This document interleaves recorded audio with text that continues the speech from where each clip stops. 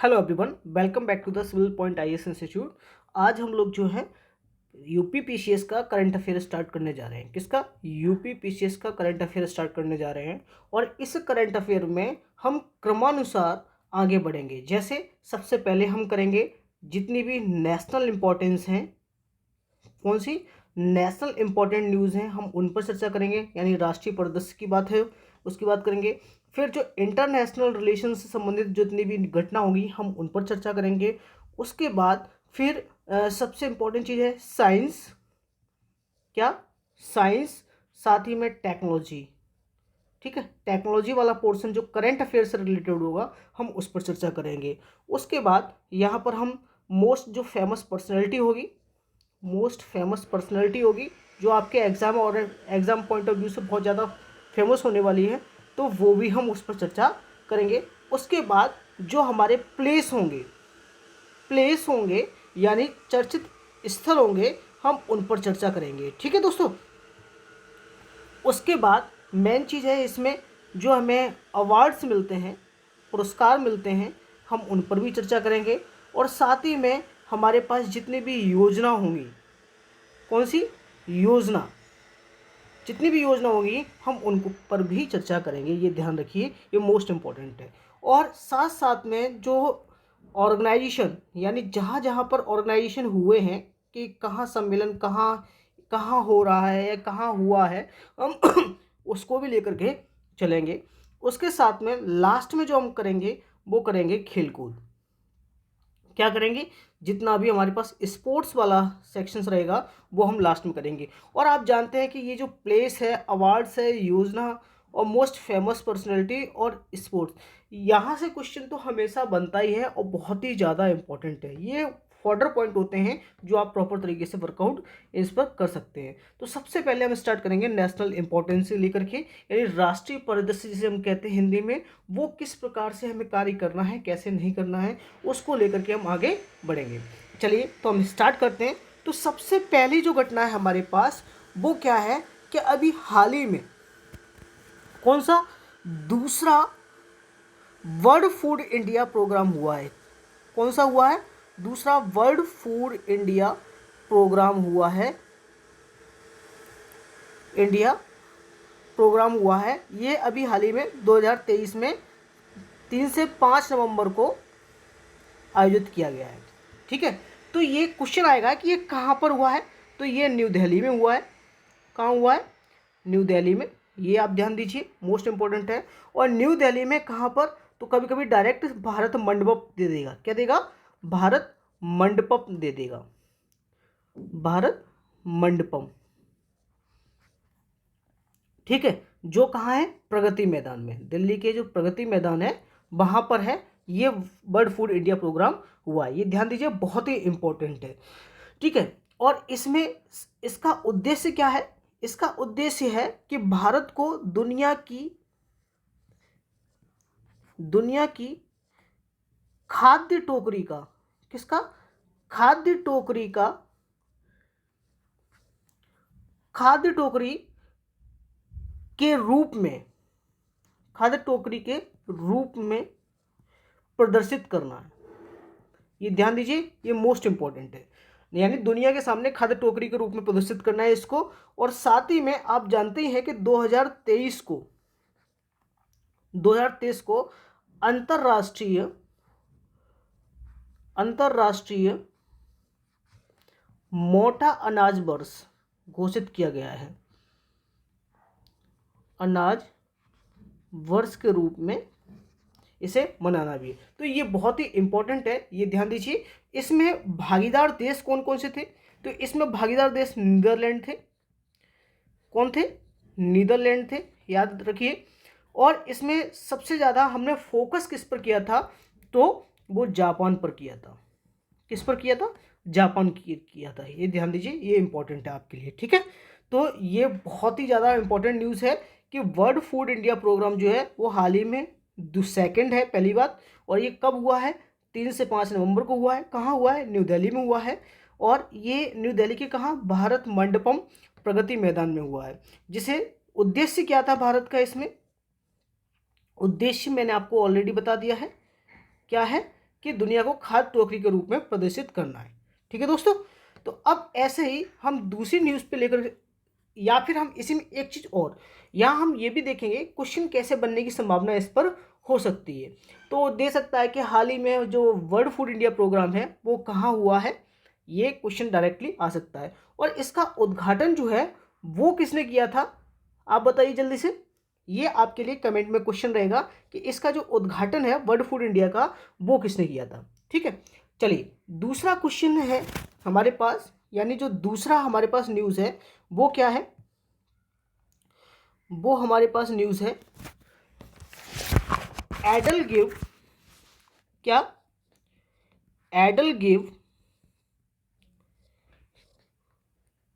Huron India, Hurun India philanthropy list, philanthropy list, ये ध्यान दीजिए। तो EdelGive Hurun India philanthropy जो लिस्ट है वो हाल ही में जारी हुई है। इसके द्वारा सबसे बड़ी बात है कि इसके द्वारा जो है सबसे दानकर्ता जो है, यानी सबसे बड़ा दानकर्ता है वो कौन है।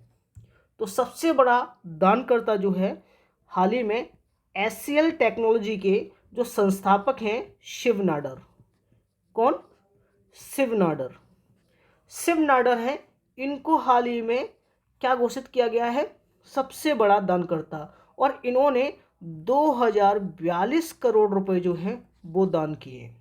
ठीक, दूसरे नंबर पर कौन आते हैं, दूसरे नंबर पर आते हैं अजीम प्रेमजी फाउंडेशन, अजीम प्रेमजी, अजीम प्रेमजी जो विप्रो के हैं, किसके हैं, विप्रो के मालिक हैं। उन्होंने हाल ही में दूसरे नंबर पर सबसे ज़्यादा दान किया है 1774 करोड़ का। ठीक है दोस्तों, तो आपसे डायरेक्ट पूछ सकता है कि हाल ही में फिलेंथ्रोपी लिस्ट 2023 जारी दानदाताओं की सूची जारी की गई है, तो उसमें शीर्ष स्थान पर कौन है, तो वो है शिव नाडर। ठीक है दोस्तों, तो ये आप थोड़ा सा ध्यान में रखिएगा। साथ ही में तीसरा जो न्यूज़ है हमारे पास वो क्या है कि हाल ही में नौवां G20 संसदीय अध्यक्ष शिखर सम्मेलन कहाँ आयोजित हुआ है। तो हाल ही में 9वां G20 संसदीय अध्यक्ष शिखर सम्मेलन है वो कहाँ आयोजित हुआ है, तो ये आप ध्यान रखिए, यशोभूमि। कहाँ पर हुआ है, यशोभूमि, जो नई दिल्ली में है। कहाँ है, न्यू दिल्ली में है, वहाँ ये आयोजित किया गया है, याद रखिए। और इसकी जो अध्यक्षता है वो किसने की थी, लोकसभा अध्यक्ष,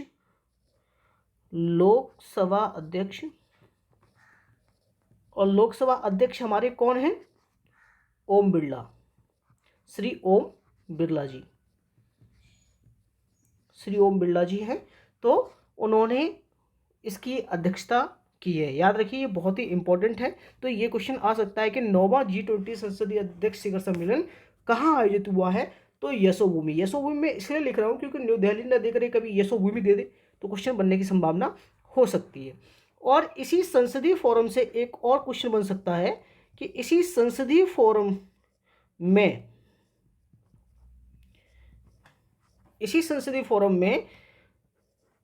प्रधानमंत्री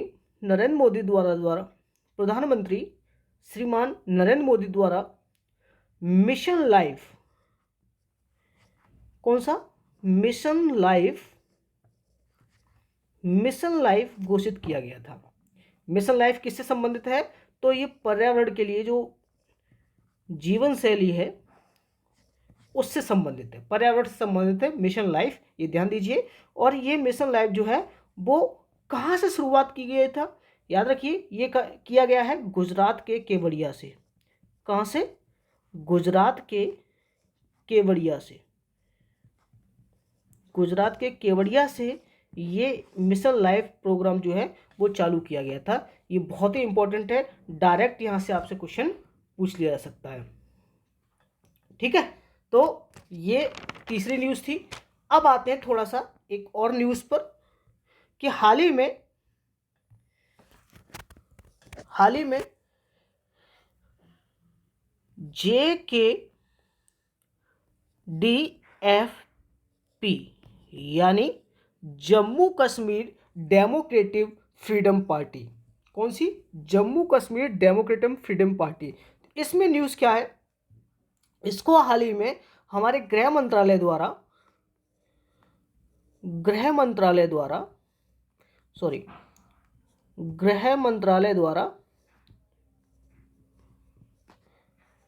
क्या घोषित किया गया है, इसको विधि विरुद्ध घोषित किया गया है, यानी विधि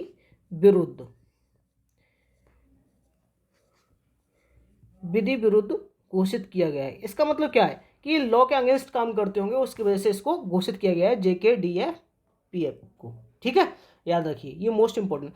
तो अब ये क्वेश्चन ये भी बन सकता है कि अभी हाल ही में किसको गृह मंत्रालय द्वारा विधि विरुद्ध घोषित किया गया है, तो Jammu Kashmir Democratic Freedom party को किया गया है, पहली चीज।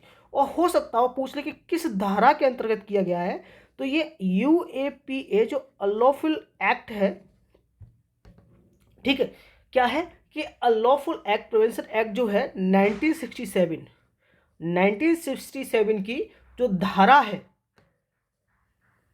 धारा 3(1) के अंतर्गत इसको विधि विरुद्ध घोषित किया गया है। तो ये बहुत ही इंपॉर्टेंट है, न्यूज़ है, तो ये आपसे क्वेश्चन डायरेक्ट पूछ सकता है। क्या पता इस धारा से ही क्वेश्चन पूछ ले, या पता UAPA से क्वेश्चन पूछ ले कि ये कब लागू हुआ था, तो 1967 को लागू हुआ था, और किस पार्टी को किया गया है, तो Jammu Kashmir Democratic Freedom party को किया गया है। ठीक है, नेक्स्ट न्यूज़ है हमारे पास कि हाल ही में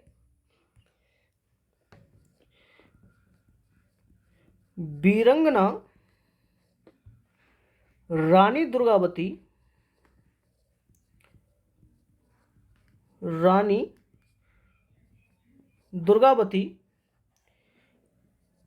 स्मारक और उद्यान का उद्घाटन कहाँ हुआ है। ठीक है, रानी दुर्गावती यानी रानी दुर्गावती स्मारक का उद्घाटन कहाँ हुआ है, तो ये आप ध्यान दीजिए कहाँ होगा ये, तो ये आपके जबलपुर, कहाँ पर? जबलपुर MP में इसका उद्घाटन हुआ है। ठीक है, और ये किसके द्वारा किया गया है, तो हमारे प्रधानमंत्री द्वारा किया गया है, ये आप थोड़ा सा जान दीजिए। और इसकी जो निर्माण लागत राशि है, इसे कितने रुपए में बनाया गया है, तो ये 100 करोड़ रुपए में बनाया गया है। ठीक है, दूसरी चीज, ये कितनी क्षेत्र पर बनाया गया है, तो ये लगभग 21 एकड़ क्षेत्र, कितना? 21 एकड़ क्षेत्र में इसका उद्घाटन हुआ है। और यहीं पर जो रानी दुर्गावती हैं उनकी प्रतिमा बनाई गई है, रानी दुर्गावती की प्रतिमा यहाँ बनाई गई है। उसकी ऊंचाई जो है 52 फीट है, कितनी? 52 फीट है। और साथ ही में यह प्रतिमा जो है वो कांस्य निर्मित है, किससे? कांस्य से ये निर्मित है ये प्रतिमा। ठीक है, और साथ ही में एक संग्रहालय भी बनाया गया है।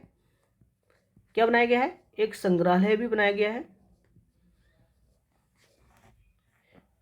ठीक है, तो ये बहुत ही इंपॉर्टेंट है, मोस्ट इंपॉर्टेंट है। और एक चीज और, यहीं पर जो है PM साहब ने क्या किया है, यहां पर इनके लिए सिक्का और डाक टिकट भी जारी की है। ठीक है, तो ये फैक्ट है, ये मोस्ट इंपॉर्टेंट है वीरंगना रानी दुर्गावती स्मारक के लिए। ठीक है, तो ये इंपॉर्टेंट है, ये आप थोड़ा सा ध्यान में रखिए। हो सकता है डायरेक्टली यहाँ पर क्वेश्चन ये भी पूछ सकता है कि वीरंगना रानी दुर्गावती का जो स्मारक है वो अभी हाल ही में कहाँ हुआ है, जबलपुर में हुआ है, तो कितने एकड़ क्षेत्र में है। ठीक है, चलिए नेक्स्ट न्यूज़ पे हम आते हैं। नेक्स्ट न्यूज़ हमारे पास है क्या? हर घर सोलर अभियान। हर घर हर घर सोलर अभियान, हर घर सोलर अभियान। ठीक है, ये मोस्ट इंपॉर्टेंट है और यहाँ से क्वेश्चन आने की संभावना हमेशा बनी रहती है। तो हर घर सोलर अभियान जो है हाल ही में कहाँ शुरू किया गया है, तो भैया ये अपने यूपी में किया गया है, याद रखिए। और यूपी में किन दो शहरों से स्टार्ट हुआ है, तो ये लखनऊ, ध्यान दीजिए, लखनऊ और वाराणसी, लखनऊ और वाराणसी में इसका शुरुआत हुई है। ठीक है, और इसका हर घर सोलर अभियान का उद्देश्य क्या है, तो आप जानते हैं कि जो भी रूफ टॉप है, रूफ टॉप का मतलब क्या है कि हमारी जो छत है उस पर सोलर जो बनाए जाएंगे, सोलर जो है उससे एनर्जी को उत्पन्न करना है, एनर्जी का उत्पादन करना है, जो हमारे पास नवीकरणीय ऊर्जा होगी। ठीक है, ये ध्यान रखिए, मोस्ट इंपॉर्टेंट है। तो डायरेक्ट आपसे पूछ लिया जाएगा कि हर घर सोलर अभियान जो है वो हाल ही में यूपी में कहाँ लॉन्च की गई है, तो लखनऊ और वाराणसी में। क्लियर है? ठीक है, चलिए नेक्स्ट क्वेश्चन ये है, सॉरी नेक्स्ट न्यूज़ ये है कि हाल ही में जो ग्लोबल मैरीटाइम है, global maritime India summit, global maritime India summit है, वो हाल ही में कहाँ हुई है। ठीक है, क्वेश्चन ये है कि ग्लोबल मैरीटाइम इंडिया समिट हाल ही में कहाँ हुई है, तो ये आपकी कहाँ, मुंबई में, मुंबई, और मुंबई कहाँ है, महाराष्ट्र में है। ये ध्यान दीजिए, ये मोस्ट इंपॉर्टेंट है, तो ये आपसे क्वेश्चन पूछने की संभावना हो सकती है। ठीक है, और एक चीज़ और, हाल ही में एक न्यूज़ और है, operation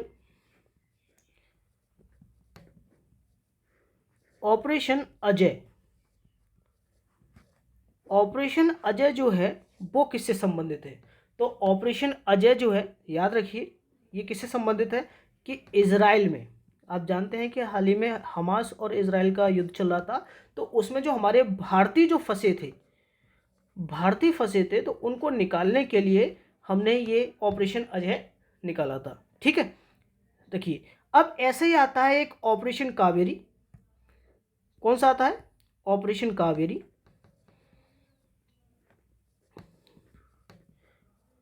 operation Kaveri, operation Kaveri किससे रिलेटेड है, ध्यान दीजिए, ऑपरेशन कावेरी किससे रिलेटेड है, तो आप जानते हैं कि अप्रैल की ये न्यूज़ है, तो जो सूडान है, सूडान में जो फंसे भारतीय थे उनको वापस लाने के लिए ये ऑपरेशन कावेरी चलाया गया था। ठीक, तो सूडान में जो भारतीय फंसे थे, ऐसे ही एक ऑपरेशन और था, operation Ganga, operation Ganga, operation Ganga किससे रिलेटेड है, तो आप जानते हैं कि ऑपरेशन गंगा जो है वो कहां से, यूक्रेन में फंसे, यूक्रेन में फंसे भारतीयों को वापस लाने के लिए चलाया गया था।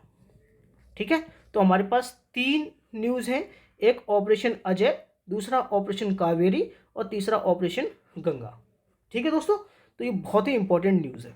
चलिए नेक्स्ट चलते हैं, हाल ही में एक न्यूज़ और है कि भारतीय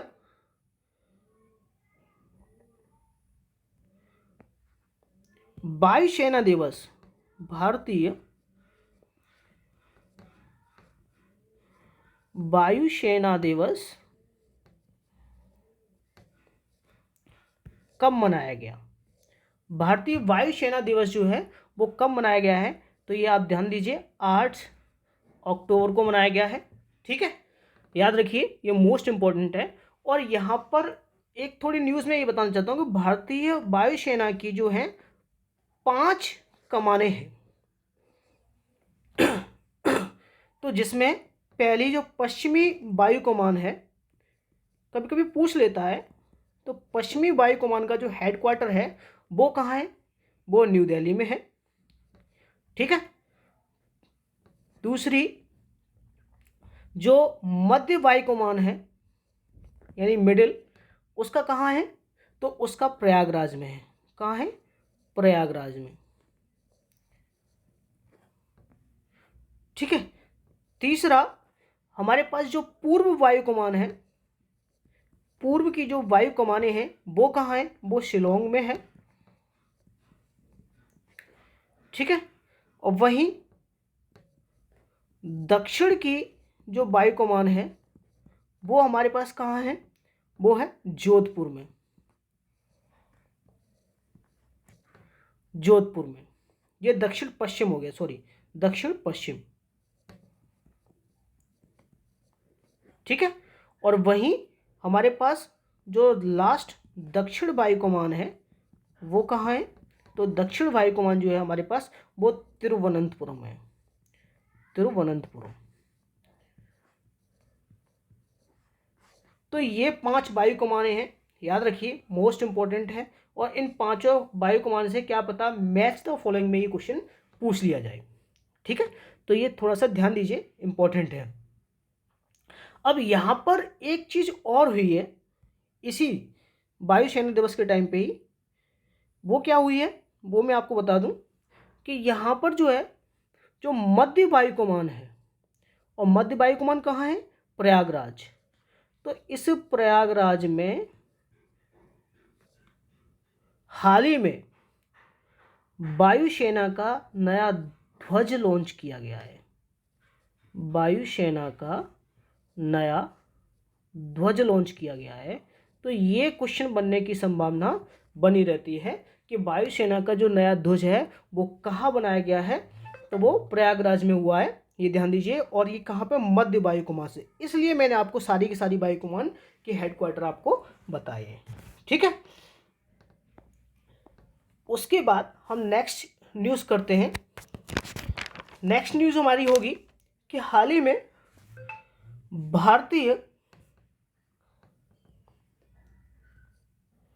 भारत ड्रोन शक्ति जो है उसका आयोजन कहाँ हुआ है? भारत ड्रोन शक्ति का आयोजन। तो भारत ड्रोन शक्ति का जो आयोजन है वो हिंडन गाजियाबाद में हुआ है। हिंडन गाजियाबाद में हुआ है। ठीक है। ये ध्यान रखिए, मोस्ट इंपॉर्टेंट है, इसलिए क्वेश्चन पूछने की संभावना हो सकती है। और इसका उद्घाटन था तो वो रक्षा मंत्री द्वारा किया गया था। और रक्षा मंत्री तो आप सभी को पता ही है, रक्षा मंत्री द्वारा किया गया था। ठीक है। और इसी में अभी तक जो है 75 जो ड्रोन स्टार्टअप है, 75 ड्रोन स्टार्टअप हमने स्टार्टअप किए। ठीक है। तो ये बहुत बड़ी बात है, ये क्वेश्चन बनने की संभावना हो सकती है। ठीक है। अब नेक्स्ट क्वेश्चन है, हाल ही में अटल आवासीय, क्या? अटल आवासीय विद्यालयों का लोकार्पण किया गया है। अटल आवासीय विद्यालयों का लोकार्पण किया गया है। तो क्वेश्चन बन सकता है कि पहले तो कितने लोकार्पण हुए हैं? तो हमने 16 अटल आवासीयों का विद्यालयों का लोकार्पण किया है। और ये कहाँ पे है? ये यूपी की बात है, इसलिए क्वेश्चन बनने की संभावना आ जाती है। इसकी जो लागत राशि है वो हमारे पास कितनी आई थी? तो ये 1115 करोड़ रुपए की लागत राशि है इसमें, ये ध्यान दीजिए। और इसकी जो लोकार्पण जो है उन्होंने किया किसने है? तो हमारे प्राइम मिनिस्टर साहब ने किया है। तो इसलिए क्वेश्चन बनने की संभावना यहाँ पर बनी रहती है। और आपको पता है कि जो अटल आवासीय विद्यालय है उनका काम क्या है? तो गुणवत्ता शिक्षा प्रदान करना है। तो ये तो आपको पता ही होगा इसका उद्देश्य। ठीक है। तो ये बहुत ही इंपॉर्टेंट न्यूज़ है, ये क्वेश्चन बनने की संभावना हो सकती है कि कितने अटल आवासीय विद्यालयों का लोकार्पण किया गया है। ठीक है। अब आते हैं नेक्स्ट न्यूज़ पे। नेक्स्ट न्यूज़ हमारी कहती है सॉरी, एक मिनट दोस्तों। नेक्स्ट न्यूज़ हमारी कहती है कि हाल ही में 49th, कौन सी 49th अखिल भारतीय अखिल भारतीय अखिल भारतीय पुलिस विज्ञान कांग्रेस, पुलिस विज्ञान कांग्रेस का आयोजन कहाँ हुआ है। ये एक न्यूज़ है और काफ़ी इम्पोर्टेंट है, तो ये क्वेश्चन बनने की संभावना है। तो आप जानते हैं कि ये कहाँ हुई है, तो ये देहरादून हुई है, देहरादून।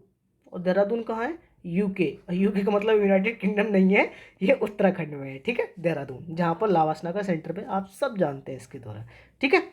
इसका उद्घाटन किसने किया है, तो हमारे होम अफेयर मिनिस्ट्री है, यानी गृह मंत्रालय द्वारा हुआ है, ठीक है, ये ध्यान दीजिए। और इसकी जो थीम थी, थीम से क्वेश्चन बनने की संभावना है कि ये किस से रिलेटेड है, तो ये ध्यान दीजिए, अमृत काल में पुलिसिंग। क्या है, अमृत काल में पुलिसिंग, ठीक है। तो ये मोस्ट इंपॉर्टेंट है, क्वेश्चन बनने की संभावना हो सकती है, ठीक है। चलिए नेक्स्ट क्वेश्चन हम बात करते हैं, यानी नेक्स्ट न्यूज़ बात करते हैं कि हाल ही में, क्वेश्चन ये बन सकता है कि हाल ही में किस राज्य ने 100% ODF प्लस कवरेज हासिल किया है। तो आप जानते हैं 100% ODF प्लस कवरेज जो है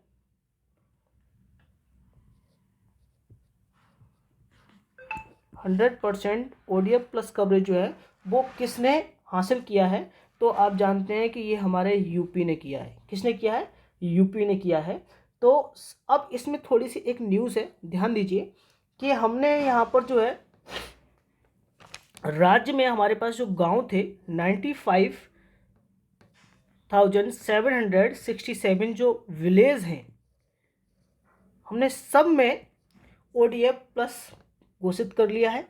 ये आप ध्यान रखिए, मोस्ट इंपॉर्टेंट है। और इसमें से जो ODF प्लस में जो महत्वाकांक्षी गांव हैं, कौन से महत्वाकांक्षी गांव, महत्वाकांक्षी गांव वो कितने हैं, 81,744, 81,744 जो हैं वो हमारे पास गांव हैं जो प्लस महत्वाकांक्षी गांव हैं। और उसमें से ODF प्लस आदर्श गांव जो है, ODF प्लस आदर्श गांव हैं,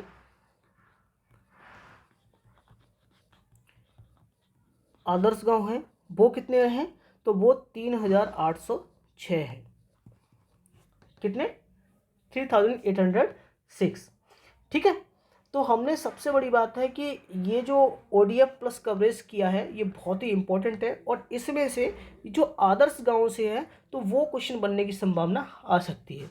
तो इसमें एक सेंटेंस दे रखा होगा कि कितने आदर्श गांव को ODF प्लस कवरेज हुआ है, या कितने महत्वाकांक्षी गाँवों को हुआ है, टोटल कितने हुए हैं, या फिर 100 हाल ही में 100% ODF प्लस कवरेज जो है वो किसने किया है, ठीक है। चलिए नेक्स्ट न्यूज़ की हम और बढ़ते हैं। नेक्स्ट न्यूज़ में हम बात कर रहे हैं कि हाल ही में एक संविधान संशोधन हुआ था। कौन सा, संविधान संशोधन, ध्यान दीजिए, संविधान संशोधन जो इंपॉर्टेंट है आपके लिए। और ये संविधान संशोधन कौन सा है, 128वां, कौन सा है, 128वां संविधान संशोधन है, उसके ऊपर न्यूज़ है, ठीक है। तो आप जानते ही हैं कि ये संविधान संशोधन किससे रिलेटेड है, तो ये महिला आरक्षण विधेयक है। किससे, महिला आरक्षण विधेयक है, ठीक। अब क्वेश्चन ये बनता है कि महिला आरक्षण विधेयक का दूसरा नाम क्या है ना। तो इसका जो दूसरा नाम है वो है नारी शक्ति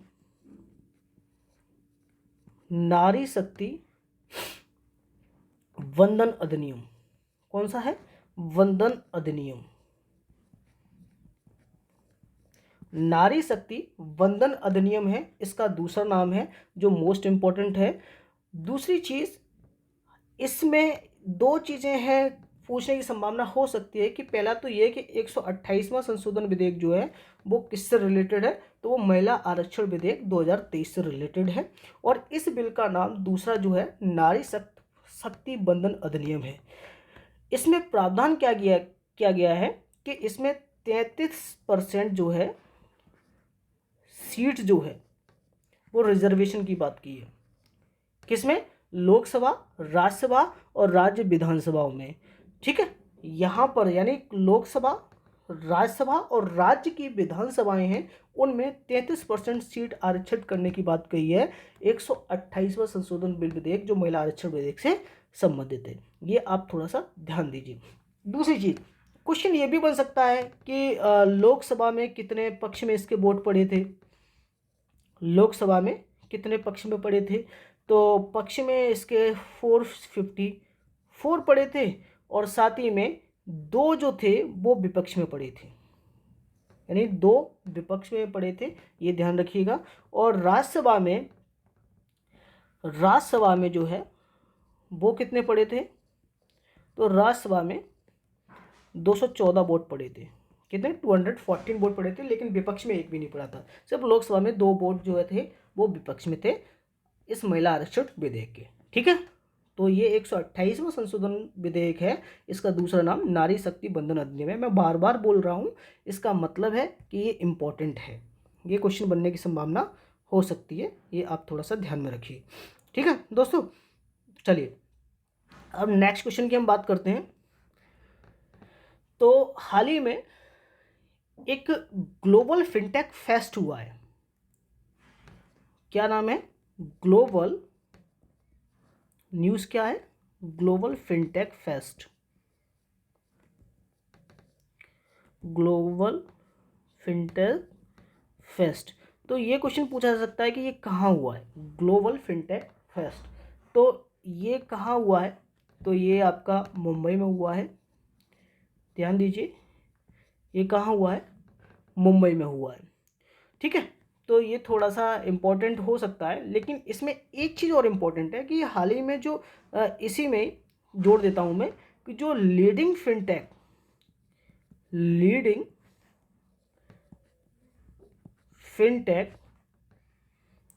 पर्सनैलिटी ऑफ द ईयर,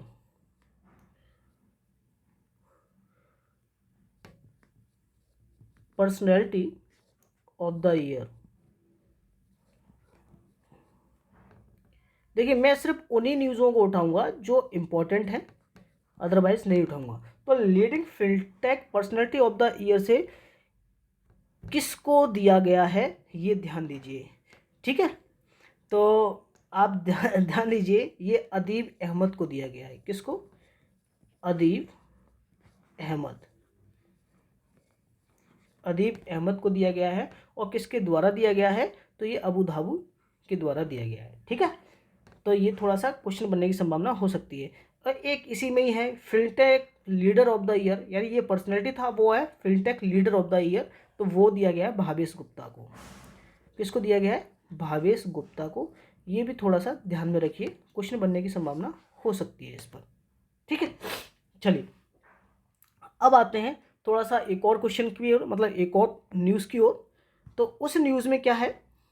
इस न्यूज़ में है कि हाल ही में जो G20 शिखर सम्मेलन है वो कहाँ आयोजित हुआ था। G20 शिखर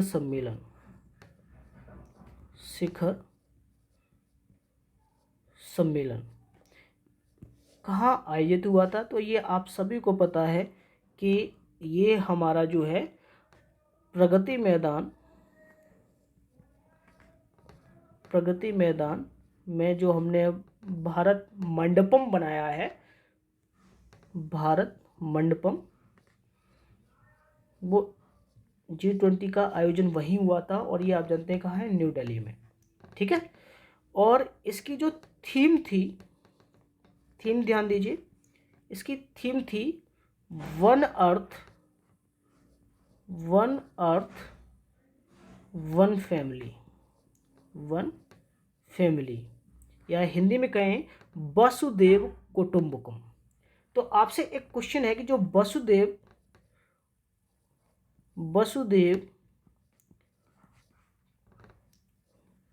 कुटुंबकम है,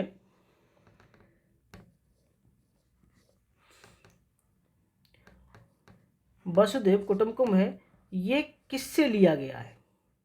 ठीक है, पहला क्वेश्चन आप ये मुझे कमेंट बॉक्स में बताएंगे कि ये किससे लिया गया है, इसमें आप मुझे कमेंट करके बताइए। ठीक है, दूसरी चीज़, ये कब हुआ है G20 शिखर सम्मेलन? तो ये 9 से 10 सितंबर को हुआ है। ये भी डेट याद रखिए, बहुत ही इंपॉर्टेंट है, क्वेश्चन बनने की संभावना हो सकती है। ठीक है, तो ये बहुत ही इंपॉर्टेंट है। और सबसे बड़ी बात है, इसमें जो एक और क्वेश्चन बनने की संभावना हो सकती है वो क्या है कि इस सम्मेलन में जो वर्ल्ड बैंक के अध्यक्ष हैं अजय बंगा जी, उन्होंने इसमें भाग लिया था। ठीक है, और सबसे बड़ी बात है कि इसमें जो यूएन की महासचिव हैं एंटोनियो गुटेरेस, उन्होंने भी भाग लिया था।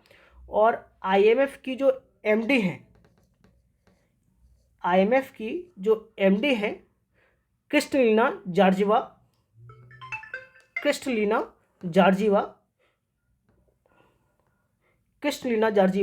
उन्होंने भी भाग लिया था इसमें। ठीक है, याद रखिए, ये बहुत ही इंपॉर्टेंट है।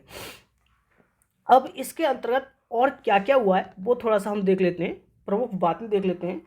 तो इसमें हाल ही में जो 21वां नया सदस्य बनाने की बात चल रही है वो किसे बनाई जा रही है? तो जो अफ्रीकी संघ समूह है, अफ्रीकी संघ समूह है,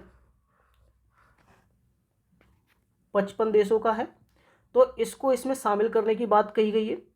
और इसको हमने न्यू दिल्ली डिक्लेरेशन दिया है। क्या दिया है? न्यू दिल्ली डिक्लेरेशन बोला है। ठीक है दोस्तों, ये इंपॉर्टेंट है।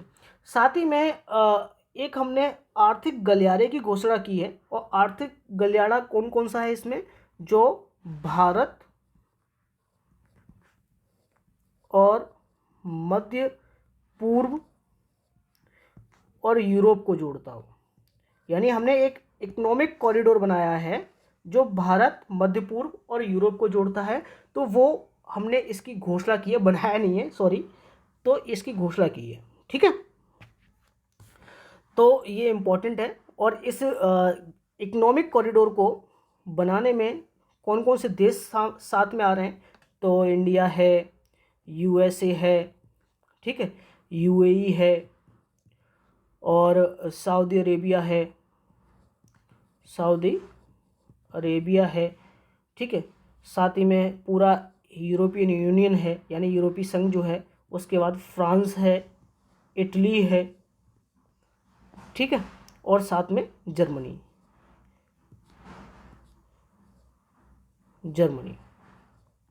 ठीक है। तो ये सारे देश हैं जो इसकी इकोनॉमिक कॉरिडोर बनाने में सहायता करेंगे। तो ये थोड़ा सा ध्यान रखिए, ये इम्पोर्टेंट है। और यहीं पर हमने एक और मिशन की घोषणा की थी जिसका नाम है वैश्विक जैव ईंधन। क्या है? वैश्विक जैव ईंधन। जैव ईंधन की शुरुआत हमने यही की है, किसमें? G20 शिखर सम्मेलन में, ठीक है। अब हाल ही में भारत से G20 शिखर सम्मेलन हो चुका है नई दिल्ली में, लेकिन अब इन्होंने किसको जो है अध्यक्षता नेक्स्ट G20 की सौंपी है? तो ये ब्राज़ील को सौंपी है। ये भी क्वेश्चन बनने की संभावना आ सकती है, ठीक है। तो नेक्स्ट जो है वो ब्राज़ील को हमने सौंपी है। अब एक क्वेश्चन और था कि ये G20 शिखर सम्मेलन जो है वो कौन सा था? तो वो था 18th। ये भी पूछने की संभावना हो सकती है, तो क्वेश्चन में कुछ भी आ सकता है, तो ये आप थोड़ा सा ध्यान में रखिए, ये इंपॉर्टेंट है, ठीक है। चलिए अब एक न्यूज़ है जो काफ़ी चर्चा में रही थी, वो है शांति निकेतन के बारे में। शांति निकेतन के बारे में। शांति निकेतन के बारे में क्या हुआ है कि हाल ही में इनको जो है यूनेस्को की विश्व धरोहर स्थल में शामिल किया गया है। विश्व धरोहर स्थल है उसमें शामिल किया गया है, याद रखिए किसको, शांति निकेतन की, ठीक है। और ये इसका जो निर्णय है वो कहाँ किया गया था, तो वो किया गया था सऊदी अरब में। सऊदी अरब में, सऊदी अरब में ये सत्र आयोजित हुआ था यूनेस्को का, तो वहाँ पर विश्व धरोहर स्थल की घोषित किया गया था, ठीक है। तो शांति निकेतन आप जानते ही हैं कि ये वेस्ट बंगाल में है, और वेस्ट बंगाल का ये तीसरा धरोहर स्थल है, इम्पोर्टेंट है। और भारत का ये 41वां है, भारत का 41वां विश्व धरोहर स्थल है। तो आप मुझे ये बताएंगे अभी तक भारत में कितने विश्व विरासत स्थल जो हैं वो घोषित हो चुके हैं।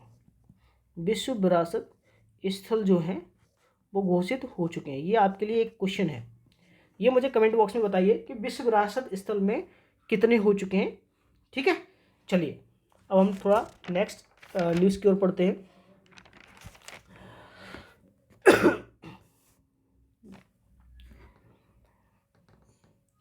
हाल ही में एक कमेटी बनाई गई है, किसको लेकर के, तो मैं आपको बताता हूँ। एक कमेटी बनाई गई है, एक राष्ट्र और एक चुनाव,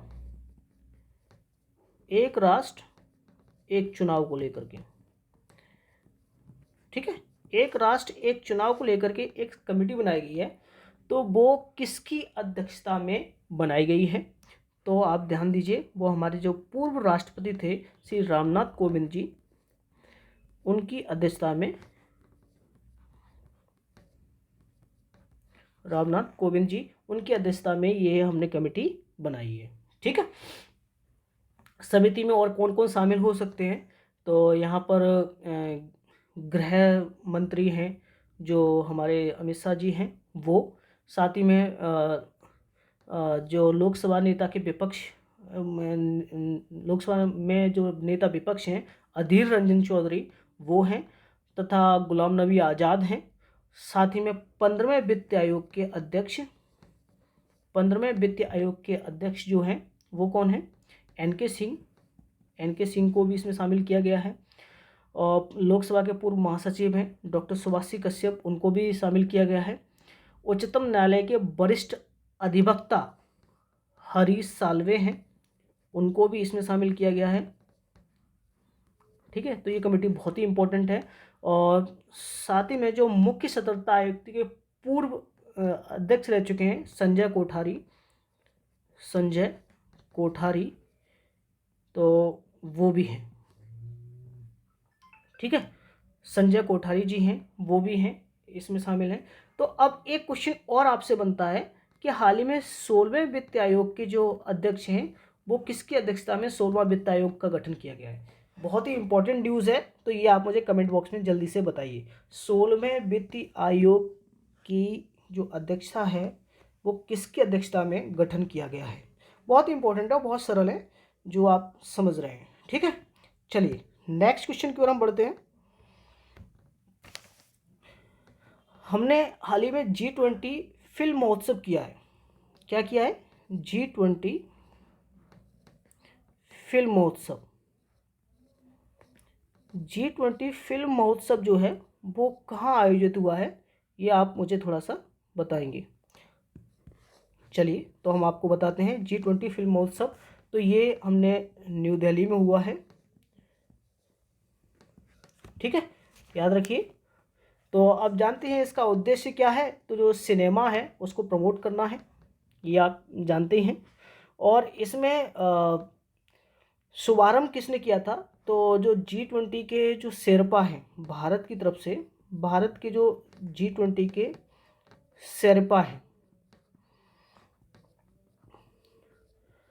शेरपा वो कौन है, अमिताभ कांत, अमिताभ कांत ने इसका उद्घाटन किया है। ठीक है, और इसमें जो फिल्म महोत्सव में उद्घाटन फिल्म रही है वो कौन सी रही है? वो सत्यजीत रे रही है। कौन सी रही है?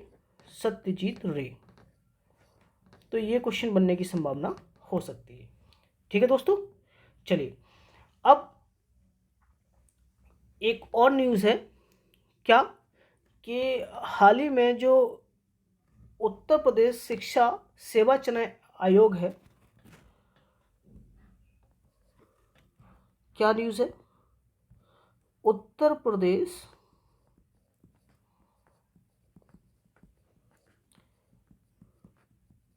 शिक्षा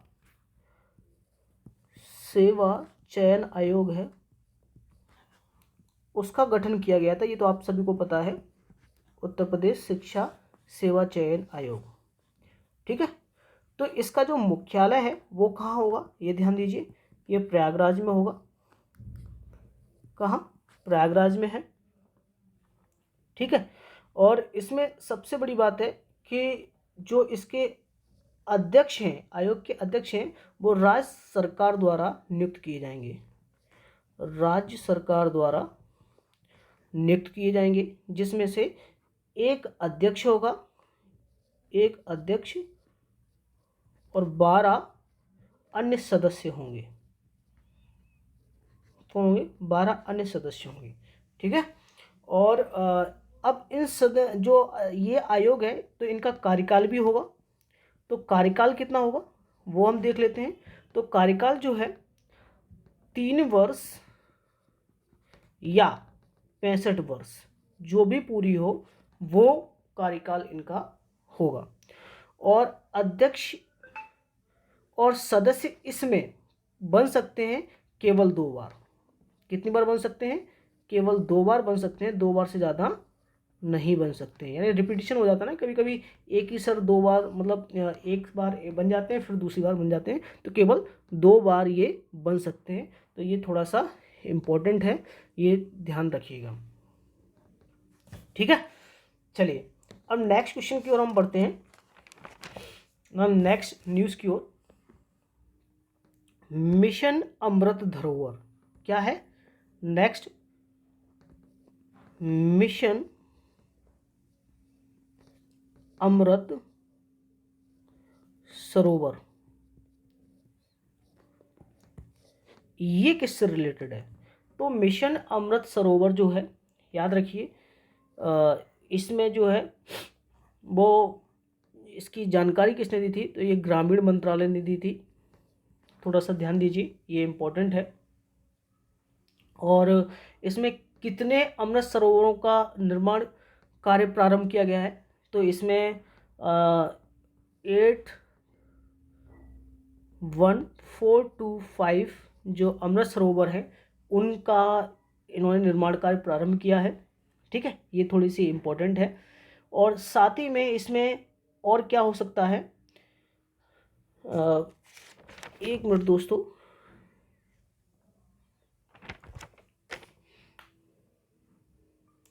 ठीक है, तो यही इंपॉर्टेंट है कि मिशन अमृत सरोवर जो है 81425 जो है अमृत सरोवर का इसमें वो किया गया, ग्रामीण विकास मंत्रालय द्वारा इसका किया गया है। ठीक है, तो लक्ष्य क्या है? तो लक्ष्य सिर्फ इतना है कि इनका प्रत्येक जिले में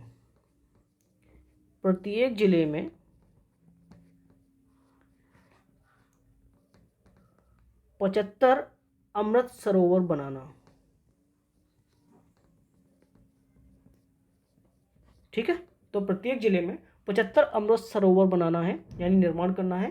तो ये बस मिशन अमृत सरोवर ये इंपॉर्टेंट है, ये अगस्त में लॉन्च किया गया था, तो ये थोड़ी सी ज़्यादा ज़रूरत नहीं है। चलिए अब आते हैं एक और न्यूज़ पर जो इम्पोर्टेंट है, वो है उन्मेष। क्या है? उन्मेष। और उन्मेष क्या है? ये अंतर्राष्ट्रीय साहित्य महोत्सव है।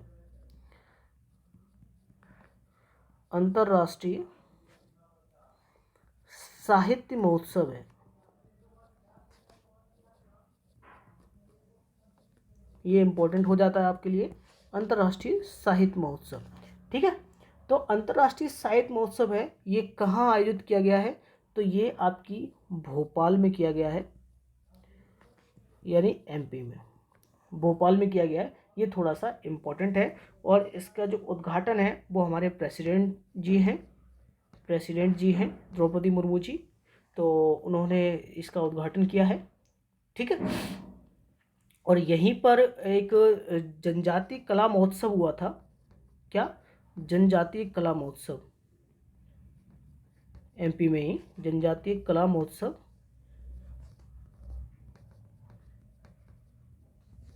जिसका नाम है उत्कर्ष।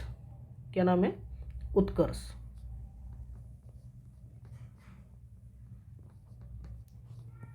उसका भी उद्घाटन किया है यहाँ पर, ठीक है। तो ये बहुत ही इम्पोर्टेंट है, ये थोड़ा सा ध्यान रखिएगा। चलिए अब आते हैं कि एक न्यूज़ है, अमृत वृक्ष पोर्टल। क्या है? अमृत वृक्ष पोर्टल, ये किससे संबंधित है? ठीक है, या ये अमृत वृक्ष आंदोलन वेब पोर्टल बोल दीजिए, अमृत वृक्ष पोर्टल बोल दीजिए, तो ये किससे संबंधित है? तो याद रखिए कि ये जितने भी लकड़ी आधारित उद्योग हैं, लकड़ी आधारित उद्योग, अच्छा मुझे लगा तो मैंने ये आपसे शेयर करना चाहा।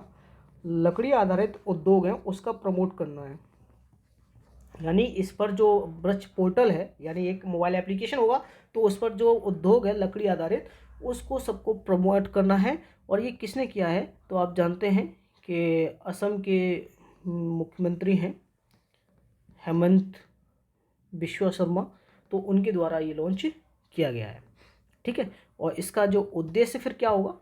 तो राज्य में जो हरित आवरण है उसको बढ़ाना है। मुझे अच्छा लगा इसलिए मैंने थोड़ा सा आपसे डिस्कस करने की कोशिश की है, ठीक है। चलिए नेक्स्ट क्वेश्चन।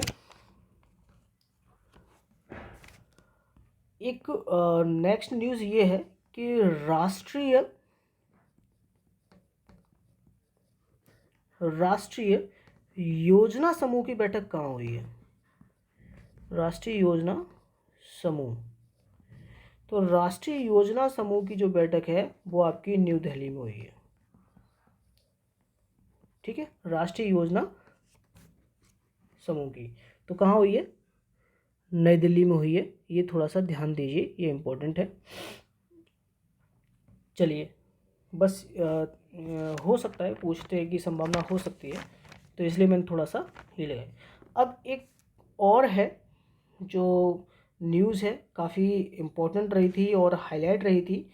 मेरा गांव मेरा धरोहर, मेरी धरोहर, ये मैं अभी सब राष्ट्रीय जो न्यूज़ हैं हम मैं उन पे चर्चा कर रहा हूँ अभी मात्र। तो मेरा गांव मेरी धरोहर जो परियोजना थी वो लॉन्च की गई थी, और ये जुलाई में लॉन्च की गई थी। तो ये जुलाई में की गई थी, याद रखिए, बस इतना याद रखिए, जुलाई में की गई थी। वैसे 27 जुलाई में की गई, मैं आपको बता देता हूँ। और ये जो हमारे गृह मंत्री हैं, गृह मंत्री, उन्होंने इसको शुभारंभ किया है, ठीक है। सबसे बड़ी बात है, तो ये इम्पोर्टेंट है। और ये मेरा गांव मेरी धरोहर तो आप जानते हैं किसके मंत्रालय का होगा? तो संस्कृति मंत्रालय के अंतर्गत होगा, संस्कृति मंत्रालय के अंतर्गत, ठीक है। इसका मुख्य उद्देश्य क्या है? इसका उद्देश्य ये है कि भारत के जो 6.5 लाख गांव हैं, कितने? 6.5 लाख गांव हैं, उनका सांस्कृतिक मानचित्र करना है, सांस्कृतिक मानचित्रण करना है, ठीक है दोस्तों। तो ये इम्पोर्टेंट है, ये पूछने की संभावना हो सकती है। डायरेक्ट पूछ लेता है कि मेरा गांव मेरी धरोहर परियोजना से संबंधित क्या है, तो वो थोड़ा सा आप थोड़ा ध्यान रखिए। तो ये क्वेश्चन बनने की संभावना हो सकती है। चलिए, तो एक और है जो बहुत ही इम्पोर्टेंट है, और वो है अखिल भारतीय, लास्ट न्यूज़ रहेगी ये, फिर आगे हम कंटिन्यू करेंगे। अखिल भारतीय अखिल भारतीय शिक्षा समागम,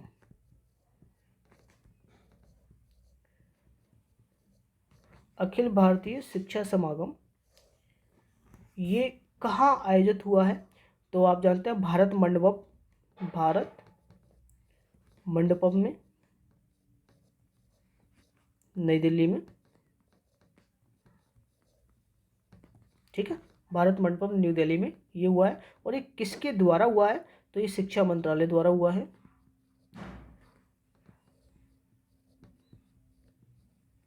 ठीक है, शिक्षा मंत्रालय द्वारा हुआ है, ये इम्पोर्टेंट है। और सबसे बड़ी बात है कि इस जो शिक्षा समागम का जो ये है, उद्घाटन किसने किया था? ये पीएम साहब ने किया था।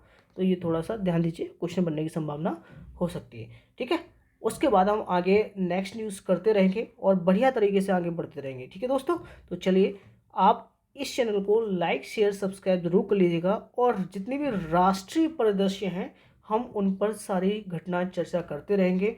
और आगे भी मैं आपको यकीन दिलाता हूँ कि आगे इस बार जो है मैं प्रॉपर तरीके से ये बीड़ा उठाऊंगा, और आपको पूरा का पूरा जो करंट अफेयर है, जो पीसीएस यूपी पीसीएस